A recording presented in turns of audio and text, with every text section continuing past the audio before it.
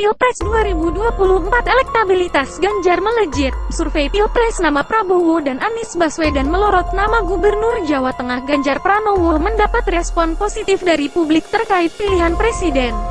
Dari hasil survei yang dilakukan oleh Indikator Politik Indonesia dari sekitar 1.200 responden yang disurvei pada 16-18 Mei tahun 2020, terungkap elektabilitas Gubernur Jawa Tengah Ganjar Pranowo meningkat dari 9,1% pada Februari tahun 2020 menjadi 11,8% pada Mei tahun 2020. Persentase tersebut menempatkan Ganjar di urutan kedua teratas setelah Prabowo, sekaligus mengalahkan Anies.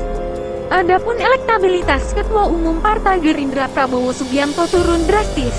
Elektabilitas Prabowo hanya 14,1% bila dibandingkan Februari tahun 2020 yang mencapai 22,2%. Kendati Prabowo memiliki elektabilitas tertinggi di dalam survei tersebut, namun koreksi elektabilitas terhadap Menteri Pertahanan itu mencapai 8,1%.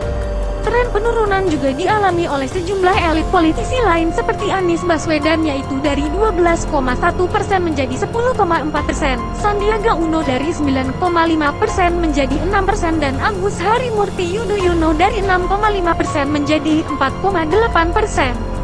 Selain itu, Khofifah Indar Parawansa, Mahfud MD, Gatot Nurmantio, Puan Maharani juga mengalami nasib yang sama. Bahkan, Ketua Umum DPP PKB Muhaimin Iskandar yang pada Februari tahun 2020 sempat memiliki elektabilitas 0,3%, kini elektabilitasnya 0%. Dukungan pada Ganjar Pranowo dan Ridwan Kamil kini cenderung meningkat dibandingkan temuan Februari lalu. Demikian tulis keterangan dalam hasil temuan survei tersebut, seperti dilansir Kompas.com, Senin 8/6. Selain Ganjar, elektabilitas nama yang naik yaitu Gubernur Jawa Barat Ridwan Kamil RK meningkat dari 3,8% menjadi 7,7%. Survei yang menggunakan pertanyaan jika pemilihan presiden diadakan sekarang, siapa yang akan ibu, bapak pilih sebagai presiden di antara nama-nama berikut ini, menggunakan metode kontak telepon dengan margin of error kurang lebih sebesar 2,9% dan tingkat kepercayaan 95%. Adapun responden yang menjawab tidak tahu atau tidak jawab mengalami peningkatan dari 20,3% pada Februari tahun 2020 menjadi 32,3% pada Mei tahun 2020.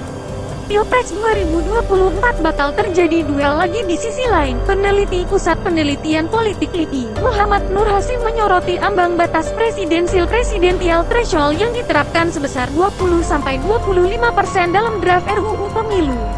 Ia menilai ada kemungkinan terjadinya polarisasi di masyarakat dan politik head-to-head antar capres-cawapres. Kita sudah mengalami ini di 2019, kenapa harus diulang? Ujar Nur Hasim dalam diskusi virtual bersama Perludem, Minggu 7/6. Presidensial threshold perlu diubah, dikatakan Nur Hasim, supaya bisa terciptanya tahapan awal capres yang berjumlah menjadi 3-5 orang. Kemungkinan besar dua calon jika menerapkan 25% presidensial threshold 3 calon sudah rumit. Apalagi kalau menggunakan komposisi perolehan suara pemilu 2019 dan kemungkinan pilpres akan satu putaran, polarisasi akan tinggi, dan ini akan berulang terus-menerus dalam konteks politik di Indonesia. Lanjutnya pilihan 0% pun, dikatakan Nur Hasim, tidak mudah karena bisa saja calonnya lebih dari 10 karena setiap partai mengajukan fragmentasi politiknya jadi tinggi. Jadi yang memungkinkan adalah diturunkan jadi 10 untuk suara DPR dan 15% untuk suara tingkat nasional agar kemungkinannya bisa ada 4-5 calon, tutur Nur Hasim. Menurut Nur Hasim, syarat ini memang perlu diubah dan tidak terlalu tinggi, karena pemilu di Indonesia menganut sistem mayoritas mutlak atau pemenang harus mengantongi suara 50% plus 1.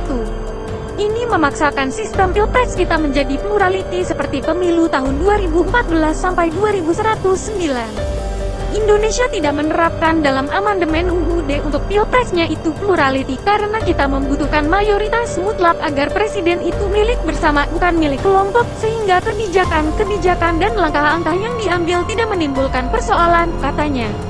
Kalau kemudian plurality terus problem kepercayaan dan legitimasi yang dianggap kurang dan sebagainya ini akan terus-menerus menjadi persoalan, kata Nur Hasib.